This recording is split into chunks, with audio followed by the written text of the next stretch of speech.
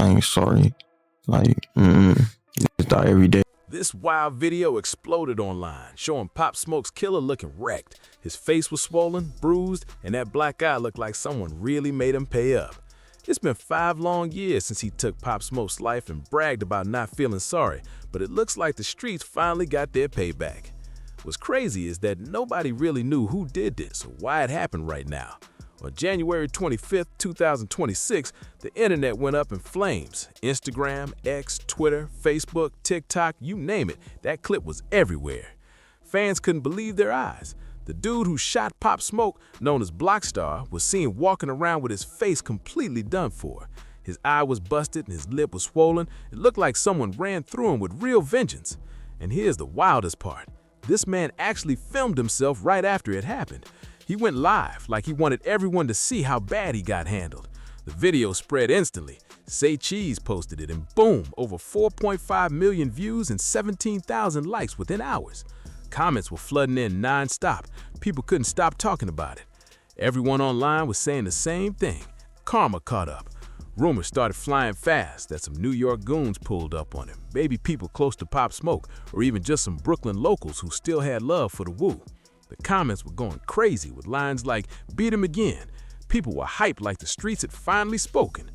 People online couldn't believe it. Some were asking, how is he even still alive? While others were furious, saying, why is Pop Smoke gone but his killer's out here walking free? The mystery behind who really did this had everyone talking. Nobody could confirm who put hands on him. Some said it was random LA Dame drama. Others swore it had nothing to do with Pop Smoke at all. A few rap pages even posted it as a rumor, writing that he got jumped. But still, no solid proof. But come on, let's be real. Those punches didn't land by accident. Whoever did it clearly had a reason. And you already know how the internet gets. When you're the one who took out one of Brooklyn's most loved rappers and then pop up looking like someone used your face for target practice, people are gonna start connecting the dots fast, true or not. Just want to send my condolences and apologize for my actions that I made. I was a kid, and there's no excuse, but that's just the way I grew up. That's the way I had to learn how to live. The energy in those comments was wild. People felt like this was street justice finally being served. The system barely touched him, and folks hadn't forgotten that. He was only 15 when Pop Smoke lost his life, which meant he got tried as a juvenile. His sentence was listed as 50 years to life, but because of California law, he only had to stay in the youth facility until he turned 25. In the end, he served around 4 years. That's it, 4 years for taking another man's life. So when that video dropped showing him beaten down, everyone's reaction made sense. This wasn't just another viral clip. This was years of anger boiling over, finally spilling out. And the wildest part?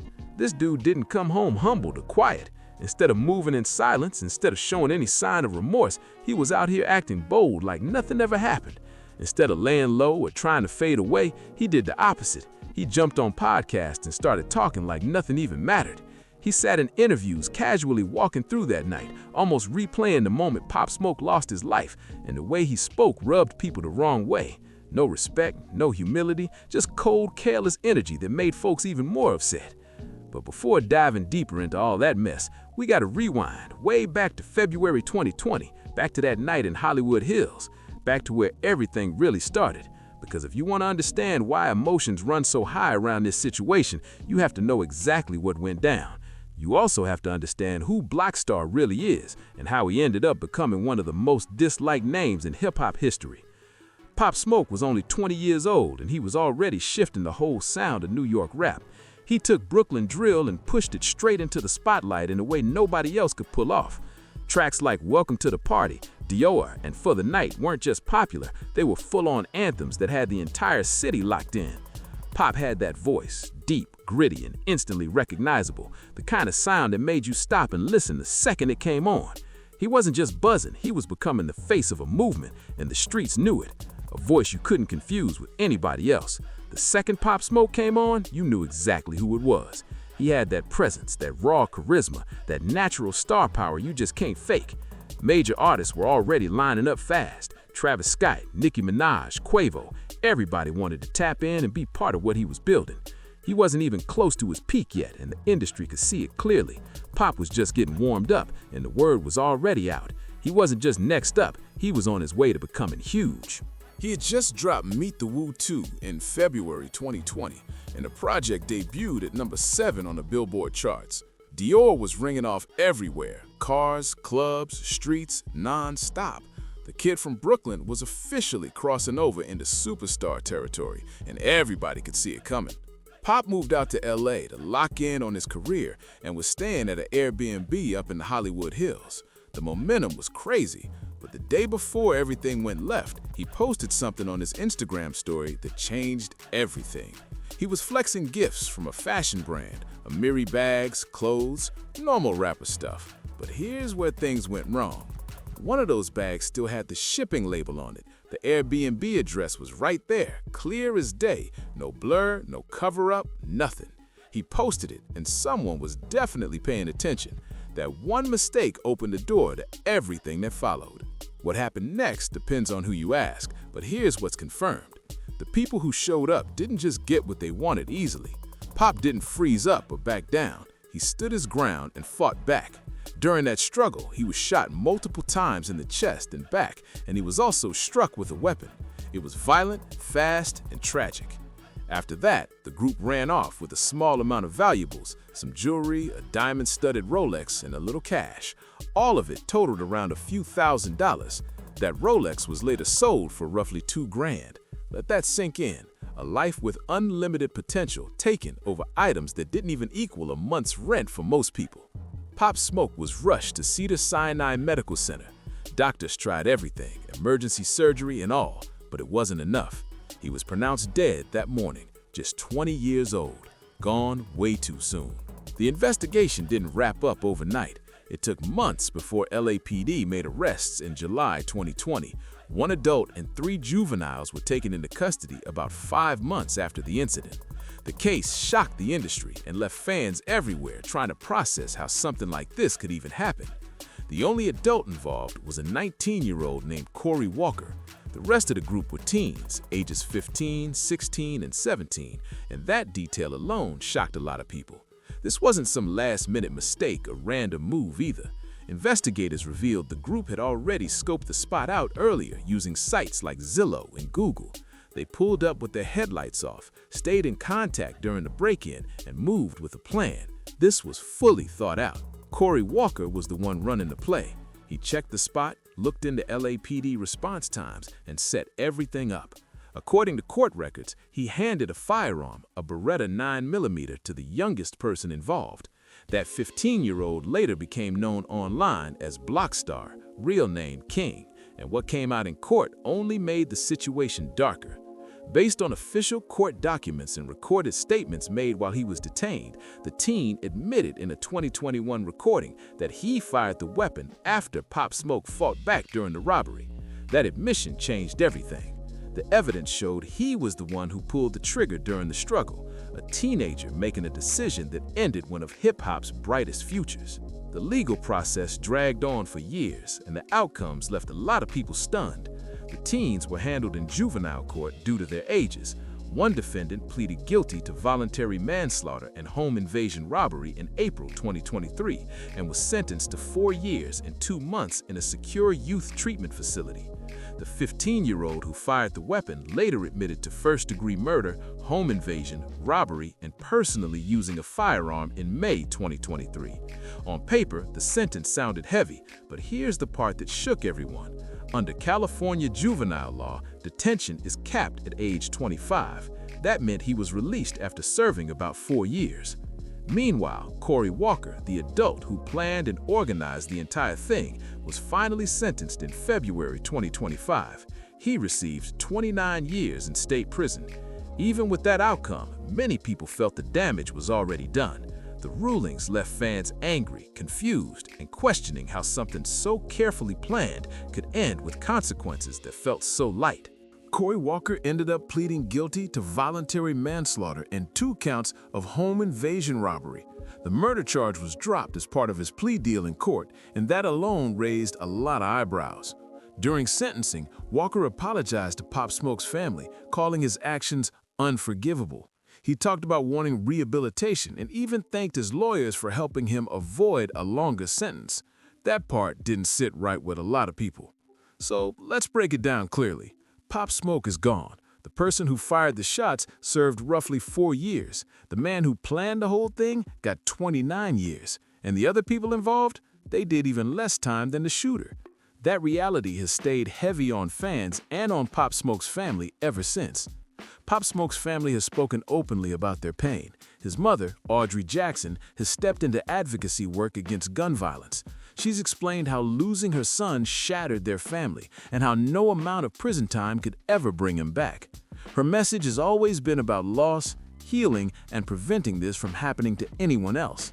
But then came the part that really made people angry. When Blockstar was released from juvenile detention in early 2024, he didn't keep a low profile. He didn't disappear or try to quietly rebuild his life. He did the complete opposite. Not long after getting out, he showed up at the No Jumper store looking for Adam 22. He wasn't there to apologize or clear rumors. He wanted an interview, and not just any interview. He wanted to get paid for it. Let that sink in. Someone tied to one of the most painful losses in hip-hop history walked out of detention and immediately tried to cash in on the moment. That move shocked people. To many, it felt like a lack of awareness, a lack of respect, and another reason why emotions around this situation are still boiling over today. He really tried to flip his infamy into a payday.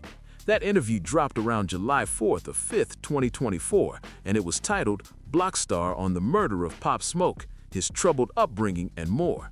The episode ran over an hour, and the moment it hit the internet, it blew up everywhere. People were shocked, angry, and glued to their screens all at once.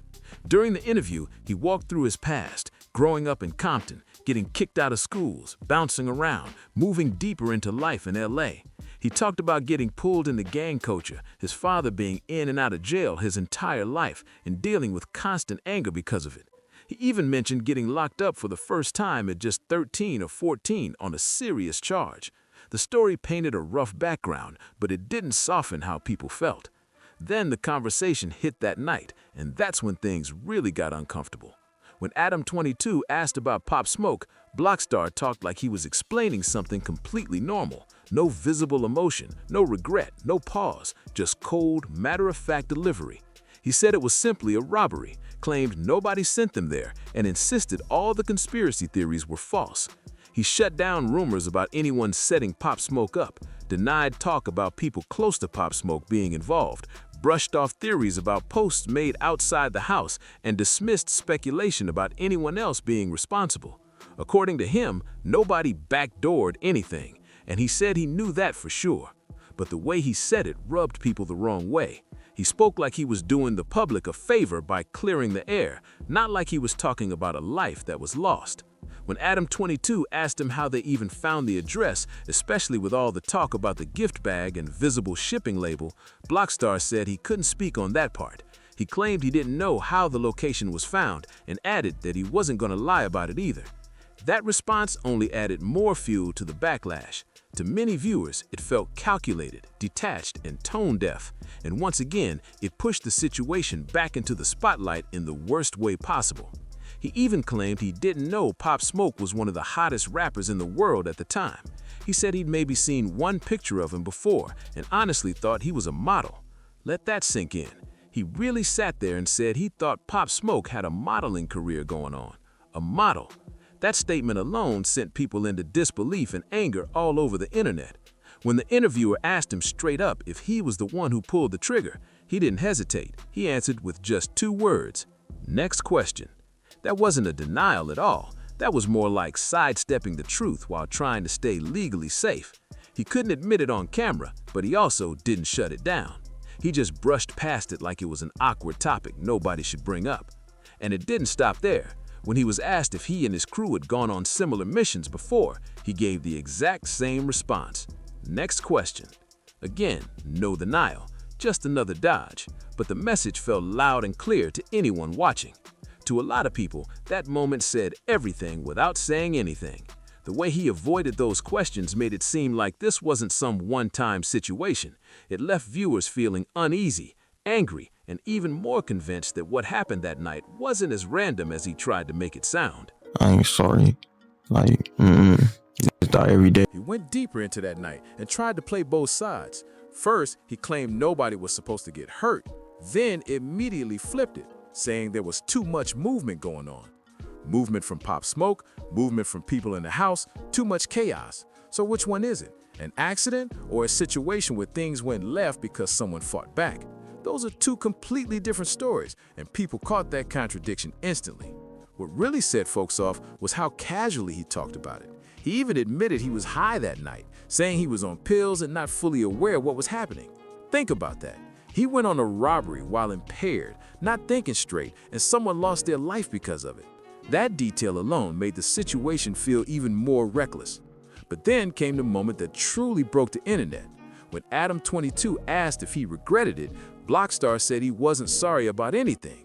He claimed it shouldn't have happened, but added that people die every day. He even said Pop Smoke was rapping about street life anyway, so he wasn't sorry, just sending condolences to the family. That response shocked people. Saying condolences without real remorse didn't sit right at all. When given the chance to speak directly to Pop Smoke's family, he said he wanted to apologize for actions he made as a kid, blamed how he grew up, and said there was no excuse, but that was just the life he learned to live. He apologized, kind of, but then turned right around and blamed his upbringing.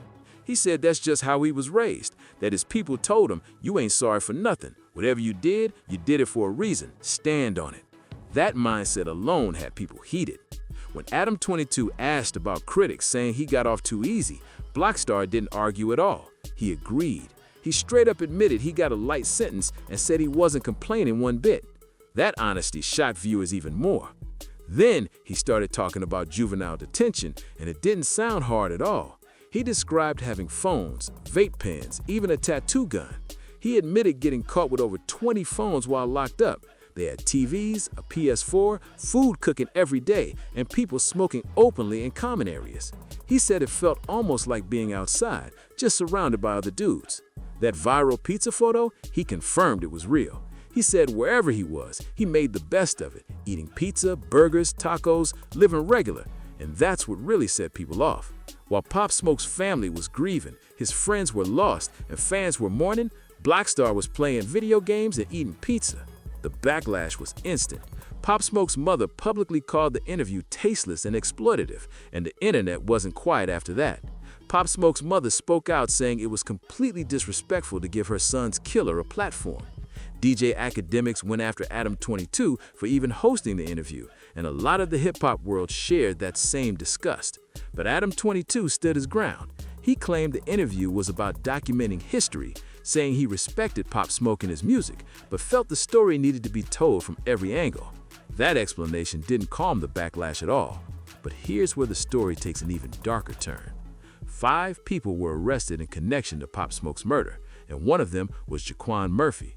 He was never charged in Pop's case, but he's currently locked up for an unrelated homicide. Jaquan has a brother named Javonna Murphy, and what happened to him is disturbing. On July 31st, Javonna's body was found inside a 55-gallon barrel floating near the Pacific Coast Highway Bridge in Malibu. A barrel in the ocean. Let that sink in. A maintenance worker spotted it first, but couldn't move it because it was too heavy. The next morning, a lifeguard swam out to retrieve it. When authorities finally opened the barrel, they found Javonna's body inside. The discovery shocked everyone and showed just how deep and grim this entire situation really goes. The coroner ruled it a homicide right away. Javonna, also known as JTA, was an aspiring rapper himself, a dude who loved music, had dreams, probably grew up on hip-hop hoping to make it out. And instead, his life ended in the most brutal way imaginable, stuffed inside a barrel and dumped in the ocean like he didn't matter. That part alone shook people to the core. Here's where it gets even crazier. According to TMZ and the LA County Sheriff's Department, investigators started looking into whether JTA's death was retaliation for Pop's killing. Let that sink in. Authorities explored the idea that someone connected to Pop, or someone who loved his music and felt justice was never served, decided to handle things their own way. If that's true, it shows just how deep the anger runs. Someone potentially linked to Pop's case being taken out in such a savage way says a lot about the energy that's been in the air since Pop died. That level of rage doesn't disappear, it builds.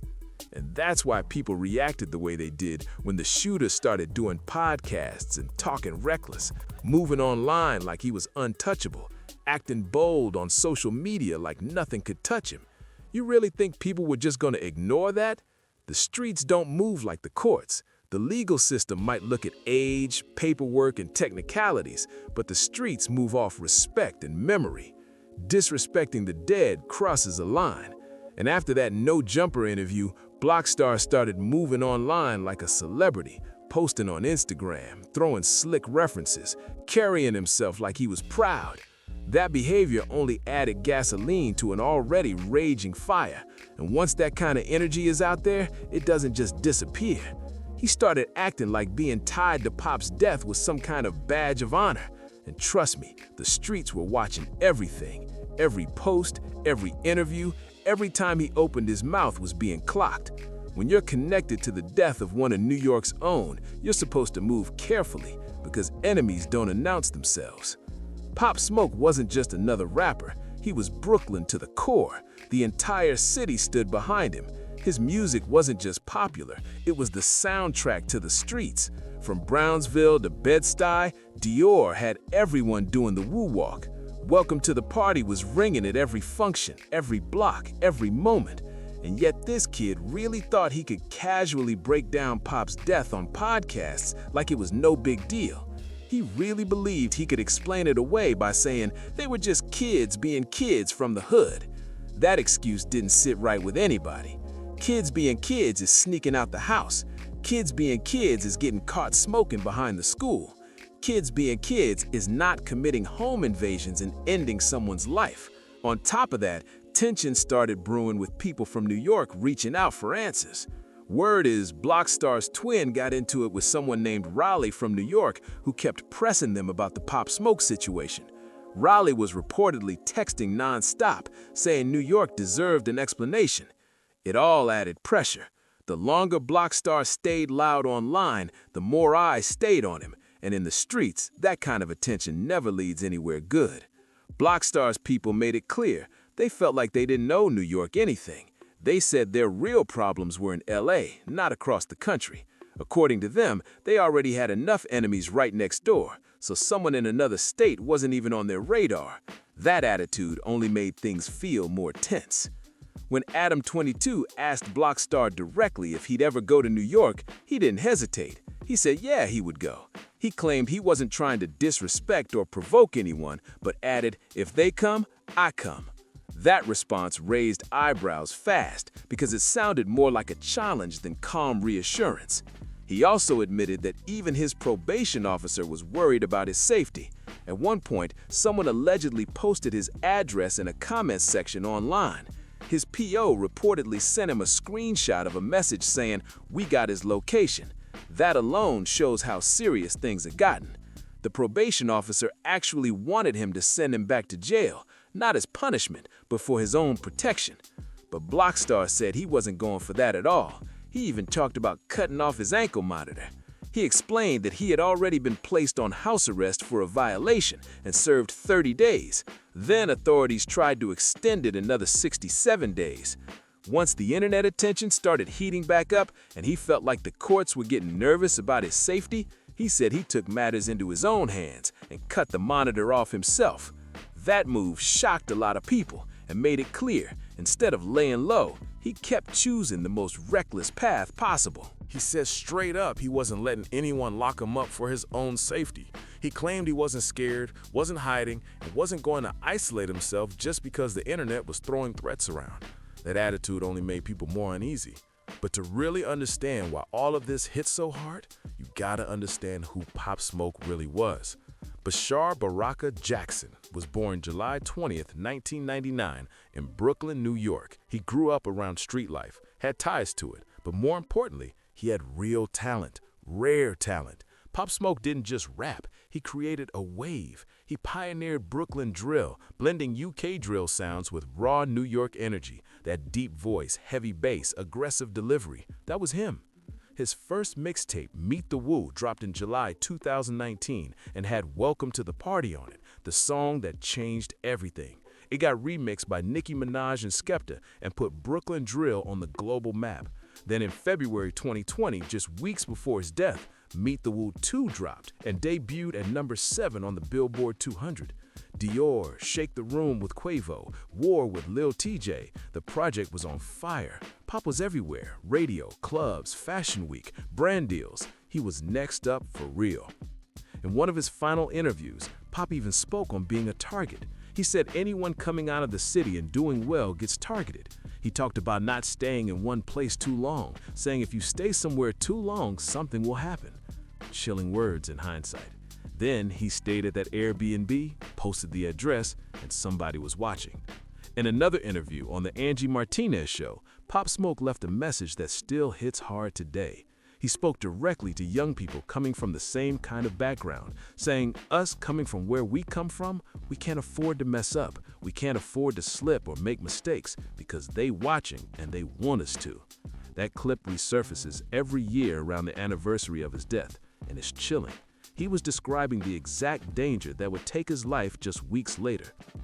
After Pop Smoke passed, his team made sure his legacy didn't fade. They finished the album he had been working on, and Shoot for the Stars, Aim for the Moon, dropped in July 2020. It debuted at number 1 on the Billboard 200. Every single track charted on the Hot 100, all 19 songs.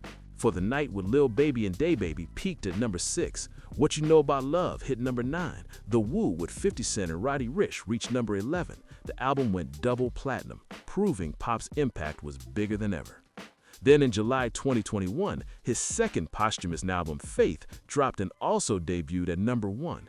That made Pop Smoke the first artist ever to have his first 2 albums debut at number 1 after his death.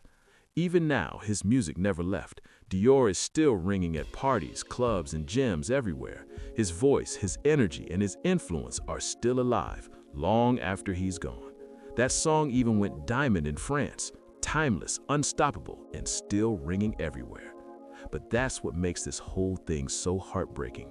Pop Smoke was only 20 years old. He'd been famous for less than a year. He was just getting started, and his life was taken over jewelry by teenagers who didn't even know who he was.